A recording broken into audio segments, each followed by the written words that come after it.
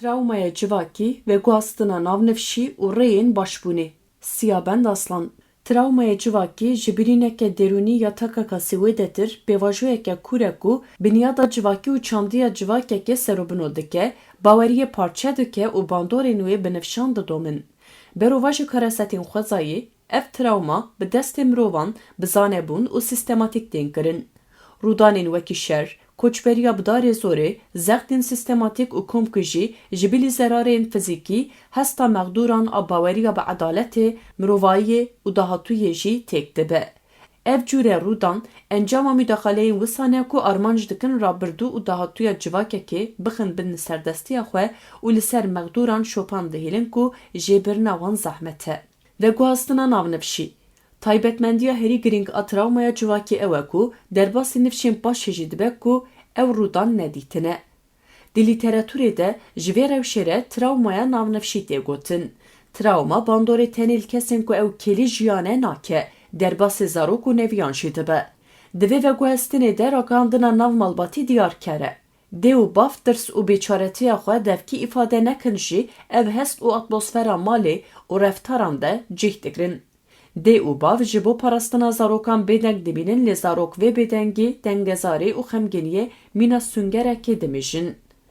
Zarok giringiya tiştên nayên gotin hîs dikin û dinyayê wekî ciyekê neewle dibînin. Helwestên dê û bavan yên wekî parastina zêde, hêrs an matbûn, bandoreke neyînî li derûniya zarokan dike û dibe sedem ku ew jî trawmayê bijîn. Barê bêdengiyê. Çîroka malbateke ku rûdanên li Dêrsim ên sala 1938 dîtiye, mînakeke balkêş e. Di lêkolînê de hatiye dîtin ku bavekî ku di serokatiya xwe de şahîdî li rûdanan kiriye û malbata xwe winda kiriye, trawmaya xwe bi bêdengbûnê hilgirtiye û jiyaye. Vî kesî dehşeta ku jiyaye nekaribûye îfade bike lê bi reftarên xwe daye der. Bo mînak, ji bo ku ji hesta gemarîbûnê xelas bibe, zivistanê jê her roj xweş û ştiye. 12 salan av ve nexwariye û tenê çay û cixare vexwariye. Kurê vî bavê nifşê duyem, tevî ku tiştên bavê û jiyayê nedîtine jî, ew êş û keder û şîn wergirtiye. Gelî û çiyayên erdnîgariya ku rûdan lê qewimîne ji bo wî ne tenê parçeyekê xwezayê, cih û warên germin yanî mekanên hafizayê ne ku trawmayî hişyar dikin.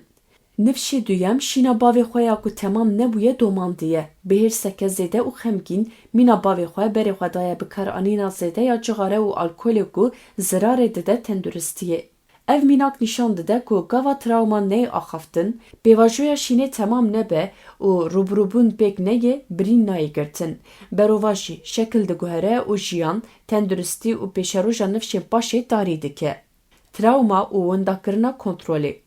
Hêmana herî bingehîn a ku trawmayê dike trawma ew e ku kesê rastê rûdanê tê li hemberî wê bêçare dimîne û kontrola li ser jiyana xwe winda dike. Ji kerasetên ku di keliyekê de diqewimin bêhtir, rûdanên ku nikarin bê kontrol kirin û mirov midaxale bike, bandoreke trawmatîk diafirînin. Trawmayên ku bi destê mirovan tên kirin, mexdûran bêhêz û bêparastin dikin. Di vir de rola hafizaya civakê dikeve dewrê. Piştî rûdanên trawmatîk heger beşeke civakê êşên hatine jiyîn înkar bike, tune behesibîne yan meşrû bibîne, beşa din bi van êşan re tenê değiştin. Ev rewş di civakê de dibe sedema qelişîna hafizayê. Tune hesibandina tiştên ku hatine serê mexdûran, bandora trawmayê kurtir dike. Li hemberî vê, avakirina hafizayeke hevpar li dijî bandorên ruxîner ên trawmayê xala xweragiriyê ya herî xurt e. Ev jî bi birînin û qeydkirina bûyeran û bihîstina dengê mexdûran pêk tê. Heqîqet, edalet û telafî. Ji bo serêderîkirina bi trawmayên civakî yên berdewam re û pêkanîna başbûnê, tenê piştevaniya derûnî ya takekesî yan klînîk têrê nake. Divê gavên civakî û hiqûqî bên avêtin. Ev şert e.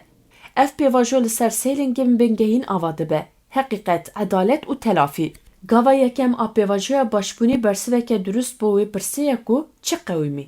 Mafê heqîqetê ne tenê aşkerekirina daneyên veşartî ye. Ew tê gihîştin û a tedarkirina civakiya sedem û encamên rûdanê ne jî. Ji bo vê yekê divê çîrokên mexdûran li qada giştî bên bihîstin, komploya bêdengiyê bêşikandin û polîtikayên înkarê yên fermî bi dawî bibin. Çimkî ji bo destpêkirina pêvajoya şînê şertê pêşîn aşkerekirina heqîqetê ye. Di vê çarçoveyê de adalet gelekî giring e. Lewra çanda bêcezatiyê dibe sedem ku trawma kronîk bibe, birîn her tim xwînî bimîne û tundî bê teşwikkirin. Darizandina feylan û qebûlkirina berpirsyariyê ji bo vegerandina rûmeta bexdûr û ji nû ve avakirina hesta ewleyiyê gelekî giring e. Ji bilî edaleta cezakirinê neheqiyên civakî jî ji bo pêvajoya başbûnê şertekî bingehîne. Divê ev neheqî ji holêbên rakirin. Pêngava sêyem telafî anku başbûnê. Armanca wê ew e ku mexdûr vegerîne rewşa berî trawmayê. Lê di binpêkirinin giran de anîna windayiyan nepêkane. Ji ber vê yekê pêvajoya başbûnê gelek pêngavan vedehwîne. Tezmînata medî lêborîn xwestina ji dil a dewletê yan a fayîlan û cihê warên bîranînê. Her wiha ew garantiya ku ev rûdan careke din dêqet neqewîmin jî şertekî vê pêvajoyê ye. Wekî encam, trawmaya civakî ne rûdaneke ku di rabûrdiyê de qewimiye û qediya ye. Ew pêvajoyeke zindî ye ku bandorên wê bi rêyên biyolojîk, derûnî û civakî bi nifşan didomin. Ji bo başbûnê şert e ku bêdengî bişkê, rastî derkevin holê û şîneke hevpar bêgirtin. Ji bo trawma derbasî nifşên nû nebe, divê em êşan înkar nekin, Berovajî divê em bi wan re rûbirû bibin. Edalet bêk bînin û hafizayeke hevpar ava bikin.